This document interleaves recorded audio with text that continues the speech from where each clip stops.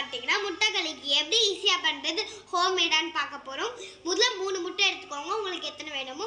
அது மட்டும் இல்லாமல் கேரட், அதுக்கப்புறம் பார்த்தீங்கன்னா மிளகா, அதுக்கப்புறம் பார்த்தீங்கன்னா கொத்தமல்லி, அதுக்கப்புறம் பார்த்தீங்கன்னா வெங்காயம், அதுக்கப்புறம் தக்காளி, இதெல்லாம் தேவை. இந்த இன்க்ரீடியன்ஸ்லாம் வச்சு நம்ம பண்ண போகிறோம். வாங்க எப்படி பண்ணுறதுன்னு பார்த்துக்கலாம்.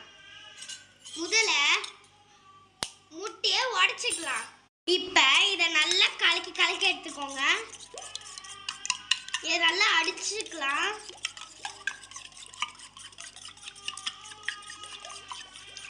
நல்லா அடிச்சுக்கிட்டு அதில் பெப்பர், உப்பு இது ரெண்டும் எடுத்து போட்டுக்கலாம். போட்டுட்டு அது கூட அந்த முட்டையும் நல்லா பீட் பண்ணிக்கலாம்.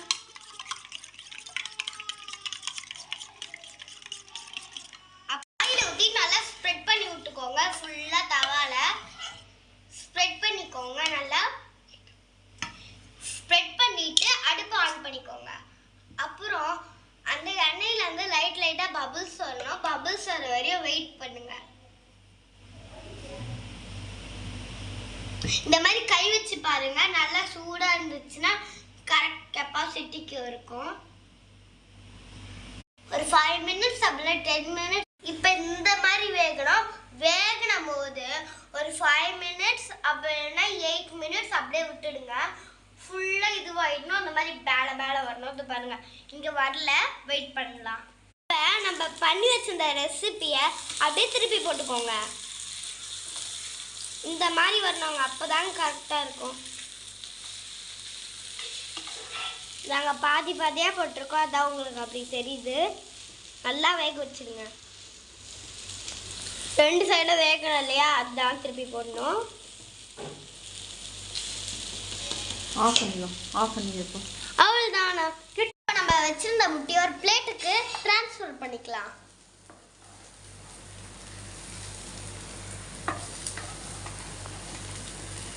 பிளேட் மட்டும் காட்டு. எடுத்து காட்டாத, வர மாட்டேங்க. ஏன்னா நீங்கள் நார்மலாக சாப்பிட்டாலும் நல்லா இருக்கும். இந்த மாதிரி கெச்சப் போட்டு சாப்பிட்டாலும் நல்லா இருக்கும்.